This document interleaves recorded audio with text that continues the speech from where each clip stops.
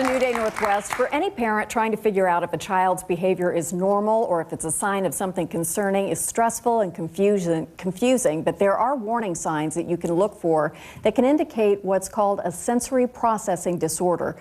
Joining me now is child development expert Tara Delaney, the author of 2 parenting books, one called 101 Games and Activities for Children with Autism, Asperger's, and Sensory Processing Disorders, and the Sensory Processing Disorder Answer Book. Welcome, Tara. Thank you. Thank you. Asperger's or Asperger's? Asperger's. Asperger's. And some people say Asperger's syndrome, but now a lot of people just say Asperger's. All right. And so what is a sensory disorder and how does it differ, or is it the same as autism and Asperger's? Okay, let me just first explain what sensory integration is. Okay. So sensory integration is the fact that you take in all the information from your environment and also what's going on in your body. And you register that through your sensory receptors located in your ears, your nose, your mouth, your joints and muscles. So how we make sense of the world. Exactly. Okay. And that's a great way to say it. And you take all that in and your brain processes that, and then you have an output, an expected behavior, appropriate behavior. So you hear an alarm bell, you know to run. So things like that. And you respond appropriately in your environment. When it goes awry, or when you're not processing information correctly, what happens, you either over-respond, under-respond, become a sensory seeker, have a hard time discriminating change of class bell from alarm bell, that the vacuum cleaner is in that corner and not surrounding you. So you have a lot more fear reactions. Those are the kind of things we see in children. That makes sense. Yeah. That makes sense. And then later have trouble just reading social cues and dealing with people appropriately. So how old are kids normally when parents might first notice that something seems a little wrong?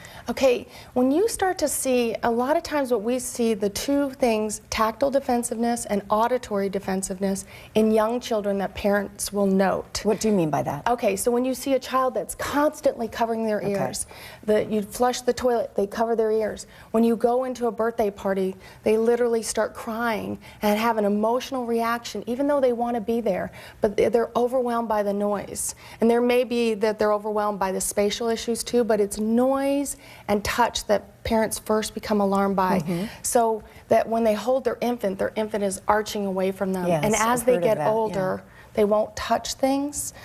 Things that are enticing, I always tell people, things that are enticing and fun for most children, these children have a fear and avoidance for. Or you see it, and we see a lot of little boys like this, and it's not a disorder, but you see it where they're overly seeking. So that when they jump... Yes, we do see that. Yeah, for boys. That's age 6, 16, 20, no, it never stops. 35, yeah, that kind of thing. But when you... And this is persistent, right? It's not just one thing. Like my son hated going through the car wash, so he put his hands over his ears, but he never did it for anything else. There's all kinds of things. A lot of us are not comfortable in those some situations. Oh, by the way, we were in the car. I didn't put him through the car wash. She put a trash bag on him and said, let's go.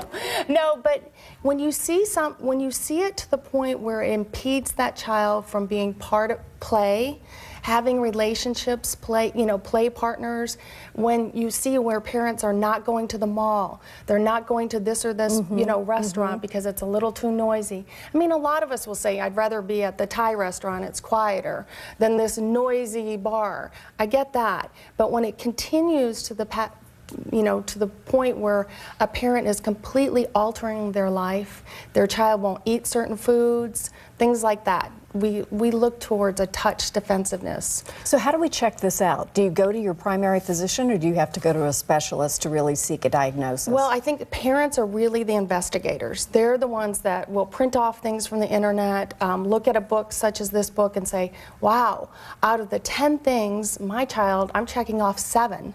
If that's the case, you want to talk to your pediatrician, and if your pediatrician says, I don't know a lot about this, you want to maybe look to a pediatric neurologist, because there might be something going on more, an underlying neurological disorder. Well, you're right. The parent is in charge. You know your child best. You know what's going on. So in terms of the games and the play techniques, what might we use to try to find out what's going on? Well, as far as the activities and stuff, one of the things that I do is pull in a lot of sensory. And when you see a child having a hard time with that, then you say to yourself, okay, my child's not able to engage in games, and you can see another 6-year-old doing it, and your friend's 6-year-old. So you start to, the alarm bells start to go off, and that that's when we say contact a pediatric occupational therapist and say, you know, I have some concerns about sensory issues here, and that your pediatrician will probably refer you to pediatric pediatric occupational therapist who will be able to tell. Yeah. Before you go, I want to ask you about your nonprofit called Baby Steps Therapy. Tell me about that. We have a clinic in the Sacramento area that provides occupational therapy, speech therapy, physical therapy, psychological services, and we specialize in children with sensory processing difficulties as well as children with autism, Asperger's.